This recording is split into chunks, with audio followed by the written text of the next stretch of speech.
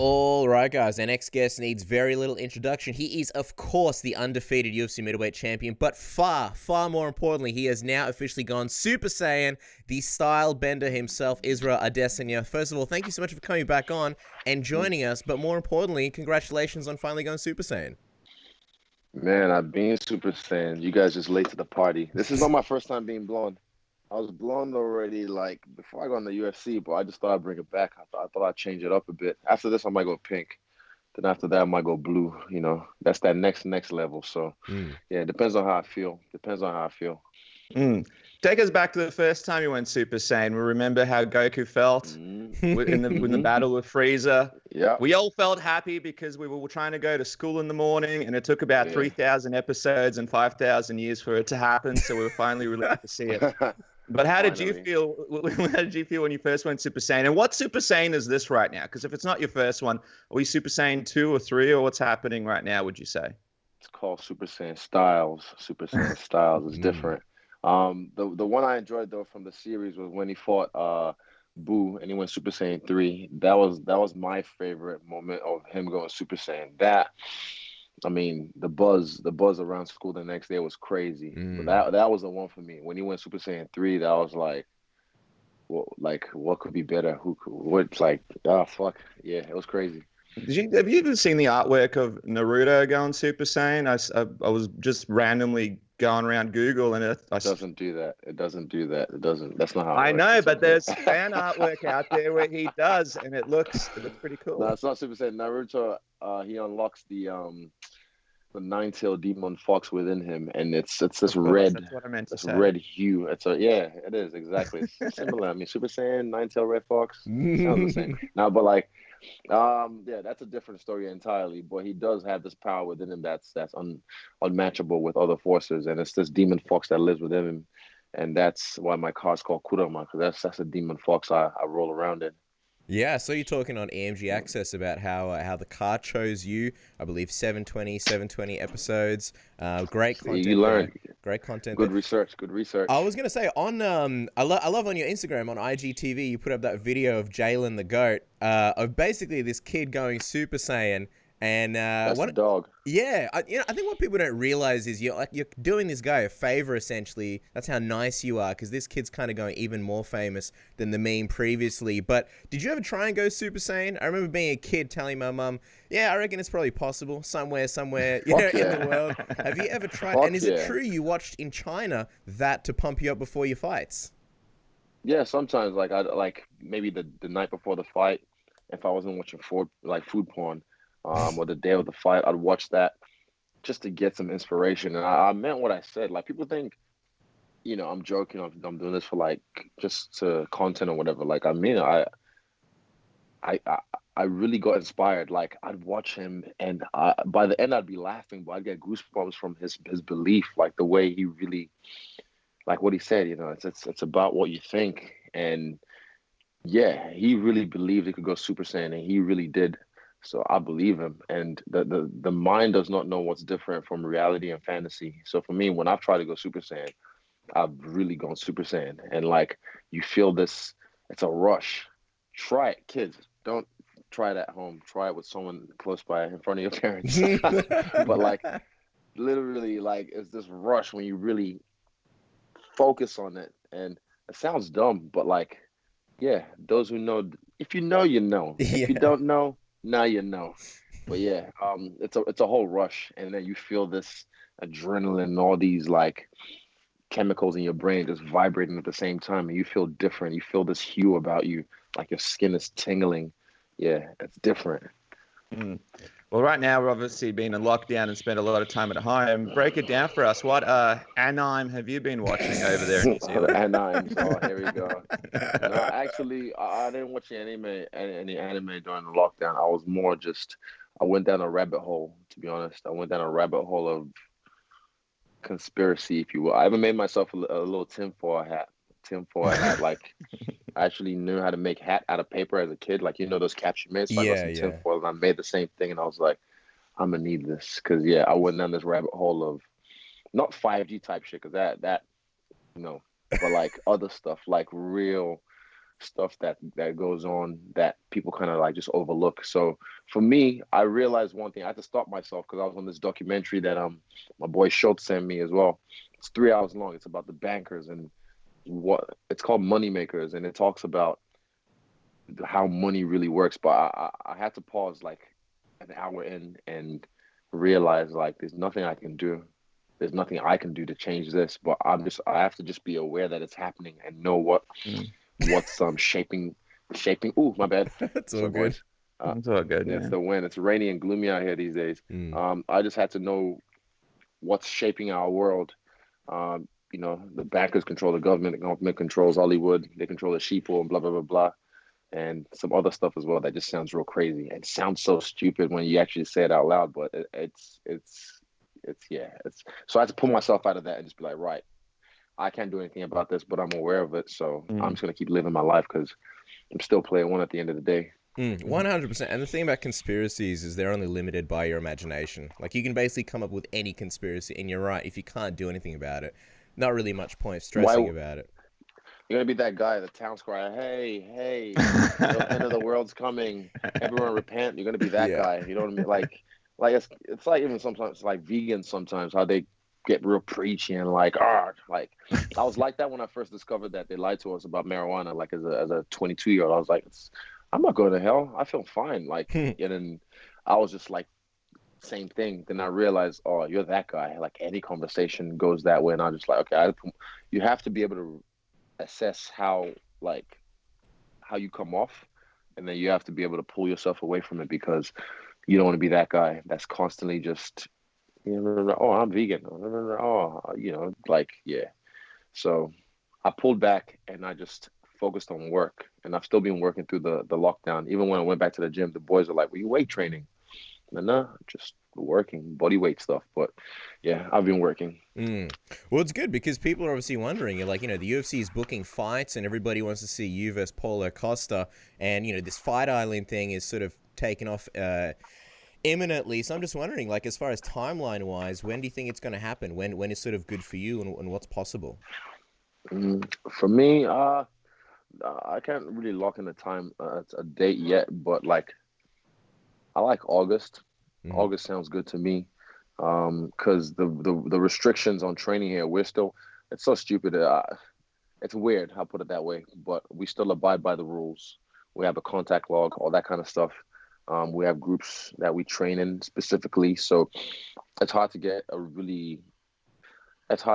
full camp going. You know what I mean? But the restrictions are coming off slowly. I think we just got an announcement yesterday. But I didn't even check because I'm over it personally. Like, do you know anyone with coronavirus? Any of you? Not anymore.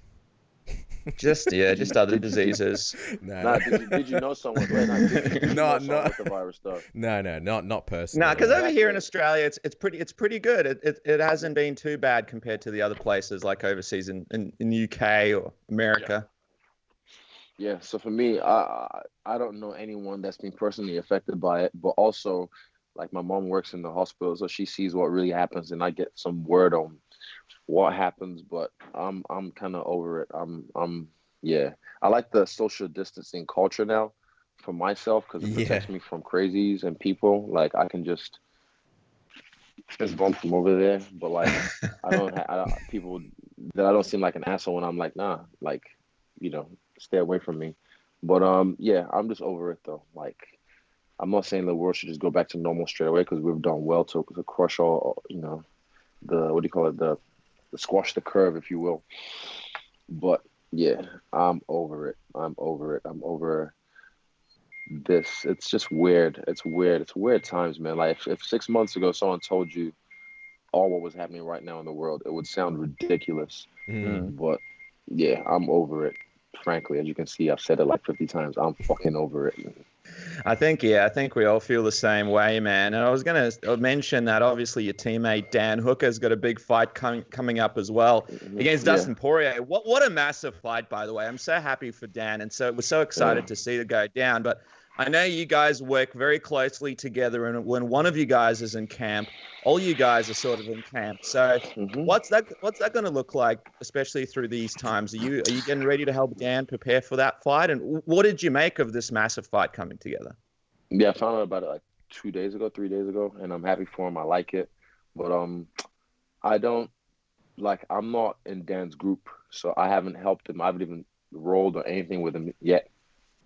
There's the heavy guys, the middle guys, and the lighter guys, and it's all in groups of 10, and we're very strict about that. But I haven't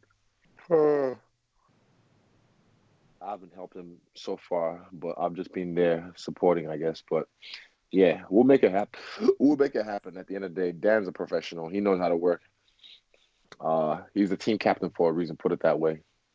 I was going to ask you, sort of, I know you've spoken to us many times about itchy knuckles and wanting to get back in there. So, like, when you and Costa eventually fight, hopefully in August, obviously you've described fighting him in an empty arena as being sort of more intimate.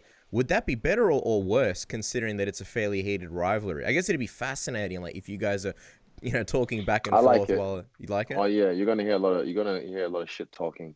A lot of broken English from his part as well, but yeah, I really what I really want is that intimacy, that no distractions.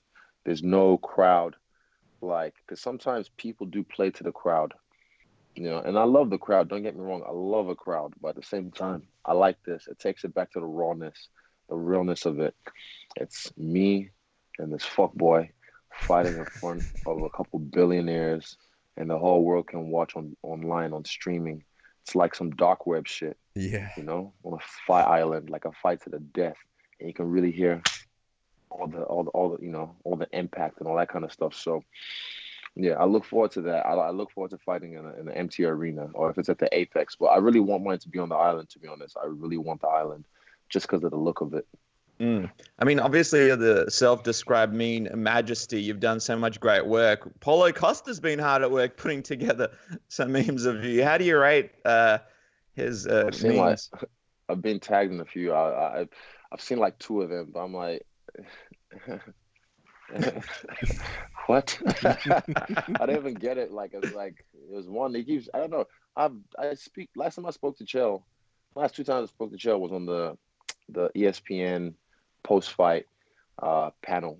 That's the last 2 times I spoke to Chael. I don't know Chael from a bar, so I respect the guy. I like him, but somehow he thinks Chael and me are like canoodling or something. But I think it's because Chael is really high on. Chael knows what he's talking about. Chael, you go back and watch the progression of how Toothless. Fuck off.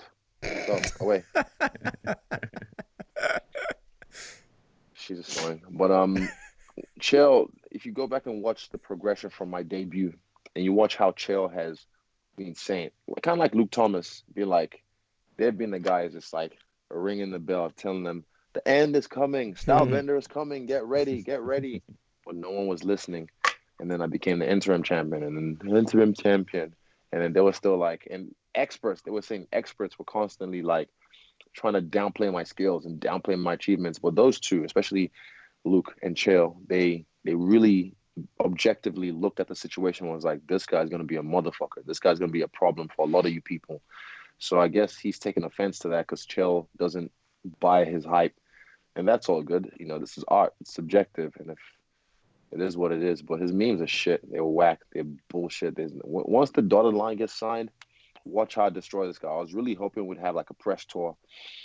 Because, like the one Aldo and McGregor had, I was really hoping we'd have one of those so I can just embarrass him constantly. Because it would be just 10-8s, 10-7s constantly on the mic. And then I'd really get in his head. He's dumb. Fucking Romero did this. And he, like he's a nincompoop. So, yeah, I'd embarrass him on the mic and I'd embarrass him on the night. I'd love to see a press tour with you guys. Also worth noting, I think Luke Thomas's work and breakdowns of your fights are some of the best in the business, if not the best. I was going to say Dana White not long ago said that he my ones on Instagram Live are the best. Luke is a very close second. He's a smart man, but you guys, I did this series on Instagram during the lockdown, and now I've kind of noticed everyone else is kind of. You're welcome. Everyone else is kind of followed suit. They didn't do it the same way I did it, but they realized, oh, we can also do live breakdowns, because that was my next move. Break down my fights on Instagram Live. I haven't done all of them yet. I still have the next one is Anderson Silva versus myself, yours truly. But then after that, I'd break down random fights that I like in history, random fights in anime that I like. And also after each next fight of mine, the next week, while it's still fresh, I'll watch the fight on IG Live or a different platform. I'll figure it out and break it down. And I think I created that. I did not created it. I shouldn't say that, but I started that movement. You're welcome. Well, there should be some porn breakdowns as well, I believe. Oh, some that'll be great fantastic. rankings of the porn. It wouldn't be good for the brand if I was just showing that kind of stuff. But I mean, yeah, because I'm still trying to. I play the game. I know how to play the game, but at the same Ash time, is on the phone to you, like, Israel, what did you do now? Save it for OnlyFans. Cover. OnlyFans. Even that, I thought about that. I was like, what if I do an OnlyFans? But it's just for those who really, because IG Live was cool. That's why I had to turn the comments off, because people would like, I think the first one I left the comments on, but after that, I turned the comments off because people aren't really watching the thing. And it is narcissistic, but I wanted people to understand what was going through my fans, people, because I have fans. People actually watch me for this shit, and I want them to understand what was going through my mind while this sequence was happening. What was going through my mind, or what was I thinking before I did this? So I turned the comments off so that way people can focus on the work. And if you don't have to tune in, just tap out. But like I thought about doing the OnlyFans just to like have a streaming platform where people can just donate whatever they want, $1, $2, $3, and then just break down fights. And that way you have to, like, if they had to pay and come on there just to hate, I still get your money anyway. But if you have to spend your money, like I said, it's just a donation. But I don't know. I'll figure it out. But it's in the works. I just have some other admin stuff I have to take care of, all the boring stuff that I've kind of let build up. So I'm taking care of them one by one. But my the OnlyFans is coming soon, but there will be no nudes. What do you mean? I thought those post-fight showers that you take, your deep, thoughtful showers, those would be streamed on OnlyFans now. You're not getting our money, Israel, without the nudes, that's for sure. Hard-earned money right now. Hey, don't do it on Submission Radio, man. This is free. Save it for when people pay. That's a different level. That one's personal. That's personal. Yeah. Have my people call your people who can make it happen. Probably not, but we'll see.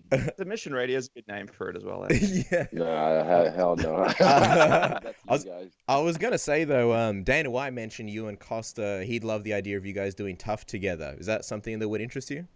Fuck no. Darren Till tried to fucking put that out there as well. Hell no. TUF is not something I'm interested in. Everyone got a price though. I'm just saying, but it's definitely not something I'm interested in, because put it this way, when Robert and Kelvin did it, Eugene does not watch The Ultimate Fighter. He doesn't like the show, but he watched it because it tells you a lot about an individual. It gives a lot away. And for me, I wouldn't want to go there and decoy and give these guys that I'm trying to train some, not bullshit. I want to do my best. If I would do something, I fucking do my best. So I would have to show them some levels that no one has ever seen before, with the striking that Eugene has taught me, Twister has taught me, Mike has taught me, some of the wrestling trickery that Andreas taught me, But yeah, I don't want to give those secrets away yet. I've given a few away, just because I know if I give you the blueprint, I still whoop your ass. But I've given some of and it's out there. I didn't invent none of this shit. It's out there already, but just some of it has been lost in history. So we've revised it and brought it back. But yeah, not for me. Not for me. But I'm saying everybody got a price though. If the money talks, then maybe. But I'm not interested. I'd love to see like elbow a door off its hinge or something. That would be like the highlight of the TUF season. The coach's challenge would be fun. The coach coming to the house and partying with the guys would be fun. But yeah, I don't know. Also it'll take me away from. It's a lot of time. I'm sure it's like 3 months or 2 months of filming. Like fuck yeah, especially in this time as well. Like everything's all over the place. You don't know what, like there's a second wave apparently in China. I don't know how real that is. But for me already, I've started to make plans in case we have to go back to level 4. I've already, like, this is possible. This whole shit shook up the world. We needed it, but like, it's let me know what is really possible. So, nah. Yeah, just keep a spot in your bunker for us as well, because things don't look too good. Let me just quickly ask you this though, man. When it comes to social, when I started up, you can join my cult. that's it. That's it. This whole thing about social media and promotion, I wanted to get your thoughts on it, because it just feels like everyone's just flipping out these days, causing a ruckus, and also looking for issues and going back in time, trying to find little sentences and words that people post to take them out of context and kind of finish up their runs and careers. I mean, where do you draw the line when you make social? And also, it's kind of like, does it turn you off sometimes when you go to post something? Do you ever have that voice in the back of your mind, like, oh, here we go, I bet you, a bunch of fans are going to take this the wrong way? I'm about to rant now. Okay, so I listened to the Kevin Hart podcast with Joe Rogan yesterday, and there was a bit where he talked about the whole cancel culture and, like, they can just, I can end your life, boop. Yeah. And I said, and people actually have that thought. These fucking social justice warriors actually have that thought that can really happen. But also during The Last Dance, I remember a quote I think he said this, and I quote, MJ said, if I could do it all over again, I would never want to be a role model, because that's like playing a game with everything stacked against you, or all the chips stacked against you. And I've been saying this from the jump since I got to the UFC. I know you guys know, because you've been hearing me as well. I've said, I'm not your fucking role model. I'm not your baby. Even at my UFC debut, the party, right? The after party, this guy, because I had my Good Con t-shirt on, and that's when I debuted it. And I'll turn, because fucking neighbors. Hold on. Sorry, guys.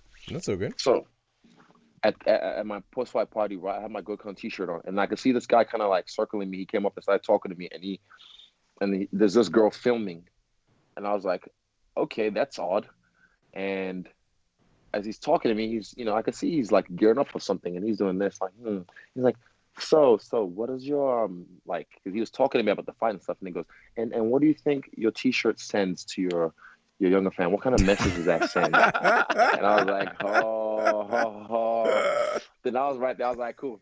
I got him on the ropes. I was like, okay. He doesn't know. I was like, this is my UFC days. They don't know. They don't know. Don't fuck with me. I'm smarter than I look. And I let him know. Okay, cool. Right. Hold on right there. And then there was a circle kind of forming around us. They could see like this was a little bit of a heated conversation. It was amplified. It was animated. And I was like, right. So these young fans you're talking about, right? The Good Con t-shirt's a bad message, okay? So what do they know me for? They know me for fighting, yes? And he's like, yes. And I was like, okay, cool.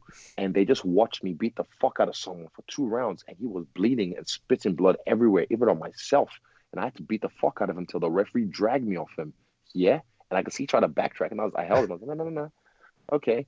So what do you think is doing more damage or doing more disservice to this young fans you talk about? Me beating the fuck out of a guy, almost murdering him till the referee drags me off him and I fucked him up, or having a Good Con t-shirt? And then he tried to like dance around the question and try to backtrack, and I fucking verbally assaulted him. I verbally assaulted him and made him a joke in front of everyone. And he never, I was hoping the video would come out, but he would never post it, because he had this girl filming, because I thought he was going to have a moment to like trying to sun me or something, but I assaulted him verbally. And when I tweet, sometimes I have throwaway tweets. I'll say something just because I'm playing to my crowd, like my five friends, because they'll think it's funny. But then I forget sometimes, oh yeah, you've got this many people watching. You've got this many people on Instagram watching. And sometimes there's some things I don't post, and I have another way to post them. I have some private chats I can post stuff on that makes my friends laugh, just because it's funny and I don't mean anything by it. But people will take anything you say out of context. They'll take anything you say, even after the whole 9/11 comment, right? So I made a comment about like, man, I really like the vibe of this social distance, or this Corona vibe, the social distancing vibe, because I realized people weren't coming near me as much. They were saying what's up from afar, and they were leaving me alone. And then people were like, what about the people in Italy? You like people dying? Here we fucking go.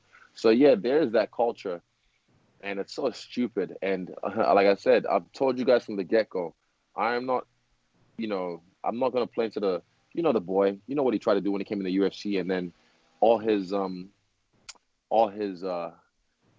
all his masks fell off, and people knew who he was. People started to see who he really was because he was playing a character. He was playing this holier than thou character. You know, I'm the perfect athlete. You know, sponsor me Nike. That's not me. If you don't want to give me money because I said fuck, I said cunt, or this or that, or rah, well, fuck you then. I'll make my money somewhere else. I don't need those mainstream sponsors all the time. Like, there's other ways. It's infinite. It's fucking infinite. You know, there's many ways to make money. So I don't dance and shuck and jive for the dollar. Put it that way. I'll say what I want and I'll do what I want, but I understand that I'm on a pedestal and I have a responsibility. So at the same time, I hold myself back a lot. So that way I don't fuck myself in the long run. And also, I'm a nice guy. I don't want to make people feel bad. I don't want to offend people because it's not nice. I want to make people feel good, but yeah, if you know me, you know who I am. But a lot of you don't know me. You just know me on TV. You really don't know me. Trust me. I was going to say, you mentioned the Last Dance, and you brought up a great point. But also, there's that part in the documentary where Michael Jordan sort of wants to hang it up because the media is just looking for things to hang on him and just looking to turn on him, and Rodman said, "I play basketball for free. What you pay me for is the bullshit." Yeah, the bullshit. And I remember that being the Last Dance when even Scottie Pippen was saying, if you guys don't lay off him, you're gonna make him hang it up. If you don't lay off him, and it's the media, it's the trolls, everyone, and like back then before social media, look at how it was for him. He was just like, man, this is too much pressure. All of you wouldn't be able to walk in my shoes. Guarantee you. A lot of you would have. I've seen this in sports and in entertainment. A lot of people do this and then they crash. You know why? It gets too much. The pressure gets too much. But I said this from the jump. Pressure makes diamonds. And I'm still shining. I'm still out here, still glistening. So I'm used to it. And I said that before the Robert fight. I was like, you're coming back into this game against me. But also in the biggest fucking stage in your own backyard. That's pressure. You haven't tasted that in a while. It's an acquired taste. It's like caviar. You know what I mean? I have acquired the taste for pressure for a long time. So that's why I knew behind the mask, I don't care. I feel the best I've ever felt. I was like, he's feeling the pressure. I went to bed the night before the fight looking at my fucking rehearsal like, man, this is going to look so sick. He went to bed the night before the fight stewing over me, like just thinking about me. And he said, I don't think about him. That obviously showed that he did. So yeah, pressure's an acquired taste, man. Pressure's an acquired taste, and I'm used to it. So in this day and age, come at me, you social justice warriors. I dare you. Dude, I gotta say, I love this chat that we're having right now because it's so deep. So really appreciate it, and I promise we'll let you go in a second because I always feel bad like we're greedy with your time. I don't want to do it again. All right, if I want to go, I'll just hang up. Don't worry. I know that. I know you will. I have to ask though because you did kind of mention Jon Jones before, and you guys have been linked for so long, and we're sort of talking about social media, and obviously. You guys, like, he turned his attention from you to Francis Ngannou recently. He's not going up to, he doesn't want that smoke. Trust me. Funny story I haven't said at my last fight. Nobody wants to fuck with Francis. Paulo was acting up. You know how he got kicked out? He was acting up, misbehaving, acting a fool. And at one point, Dan told me this. Dan Hooker told me this. It's like, Paulo sacked it to Francis because Francis told him to shut the fuck up. That his last fight wasn't that great anyways. And he just shut up and didn't even make eye contact. He just like... What, he said that to Paulo? Yeah, he's like, hey, Paulo, shut up. Your last fight wasn't even that good anyway. And he's just like, he just ignored him like he didn't hear it. Everyone in the fucking front row heard it. And everyone saw him shit his pants. So no one wants to fuck with Francis.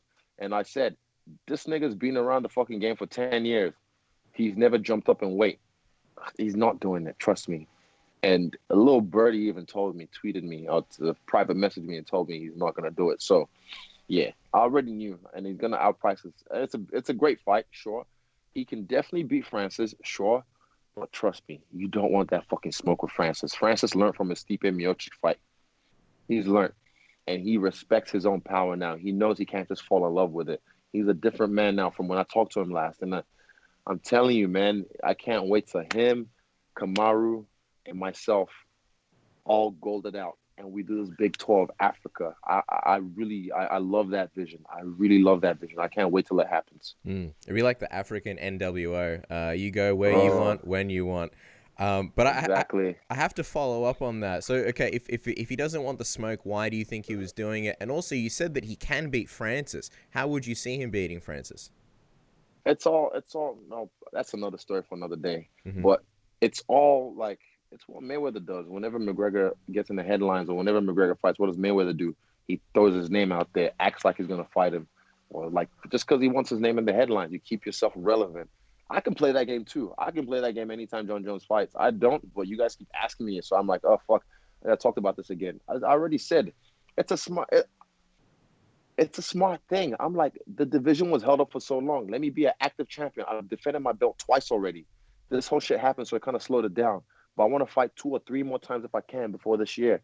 Before I can do it. You know I can do it. I've fucking done it before. Even in my first year in the UFC, I fought 5 times in a year. But like, I want to be an active champion. I want to defend my belt a few more times, and then I'm gonna go up and fuck this nigga up. But like, people would think it's like, oh, why don't you just do it now? Sign the fucking dotted line. Why don't you fucking do it now? Why don't you fucking go up to heavyweight? It's been fucking 10 years. Sign on the dotted line. Fight some fucking heavyweights. And I'm not saying he can't do it. He can, but why hasn't he done it yet? You're expecting me to do something you haven't done yourself? That's dumb. So let me do my thing, and I'm gonna come up and fuck you up with or without the belt because I want that. I mean, Conor McGregor was talking about GOATs and MMA. How important of a factor do you think it is moving up a weight class when it comes to sort of becoming one of the GOATs? Good question. I didn't really read. I saw like bits and pieces, but like, let me see. I think it says a lot. That says a lot as a man, because you've seen me do it in MMA. You've seen me do. I mean, in kickboxing, you've seen me do it in boxing. You know, and I did it in spectacular fashion as well. When I did it in beautiful fashion, and I destroyed. And that lets people know, like, wow, this motherfucker is it. This motherfucker really just said, fuck it. And the kickboxing one, I weighed in fully clothed with a tray of Dunkin' Donuts, and people were. It was funny. People were laughing at it, and it just showed like weight's not an issue. Which, like, like for me, it's about the skills. That's what I was really banking on, is the skills. So same thing with this one. And the reason they're trying to force my hand now is because they see every fucking fight I keep getting better. Dude, listen to Luke Thomas. Listen to Chael Sonnen. They're like the smart people of the game. Like they all the casuals. Like, you really need to like just take yourself out of your feelings and understand, like, you don't have to like me, but look at the fucking work I've done in such a short time. I grabbed my belt back from Eugene a week ago. It's still sitting on my dining table. I don't even look at that thing. You know why? I stay hungry. I look at it once in a while, but like all through lockdown, it wasn't with me. Before lockdown, since the last fight, I didn't see it. You know why? I don't get attached to it. I don't like to feel like I don't like to feel like, what's the word? I don't like to feel like, I want to stay hungry. I want to feel like I'm still clawing at it, because I don't like, you sound like Colby was just walking around with that, holding it. Where's the fucking belt now? That fucking fake old ass belt. Where is it now? I don't want to be that guy. I want to stay hungry. I want to be the guy that constantly looks to improve and feel like a challenger, even though I'm the fucking king. This is probably going to be the last one from me before we wrap, Israel. But how important is it for you to be seen as a GOAT? Because I know you've taught us how, like you just said, the belt isn't everything. It's a lot, but it's also not in a lot of ways. I've been saying that from the jump, right? I said that from the jump. Thank you. I said that to you guys, actually. I said it on my media scrum when I was wearing the gray and gray submission radio. I remember, and I said, like, it's just a fancy tiara. It's just, I'm the champ. I'm the new dog in the yard. But you guys just have to catch up to my vision. I've been the fucking champ, so I don't need the belt to tell me I'm the fucking champ. I've been a GOAT. I don't need all you guys to tell me I'm the GOAT. Eventually, when it's all said and done, I will solidify myself. And it's undeniable. Like, man, I mean, he was an asshole or whatever, or he was whatever you want to say, whatever criticism you want to give me. But fuck, he did it, man. He beat everyone he said he was gonna beat. And yeah, it's not everything for me. I used to want to be the GOAT, and like I want people to know I'm the GOAT, but I know I'm the GOAT. That's all that matters. It's me. That's all that matters. Fuck everybody else. I know I'm the fucking best fighter in the world, and my team believes in me. So that's all I do. That's all I really need. The rest is all just fugazi. The rest is all just icing on the cake. So there's opinions, and everyone has a opinion. Like, everyone has an asshole. Well, I think that's a perfect way to finish out the interview, guys. Make sure to follow the man at Stylebender, and of course the fan only account. I'm guessing they'll be under at Stylebender2 EMG Access. Your way, maybe after the next fight. Your way into the life of Israel before this fan only account comes together. And of course, engage, get your Israel gear today. A lot of really great pieces up for sale right now. Man, we appreciate you so much coming on the show, spending so much time with us when I know you're busy and you've got 1,000 things going on and you're training and you just want to have a bit of a chill. So we appreciate you dropping some truth bombs on us and distracting us from these crazy days. Yeah, likewise, man. Thanks for having me. Appreciate it. And I'm for life. Super See you, Saiyan, Israel. Israel. Thank you. Peace, boys.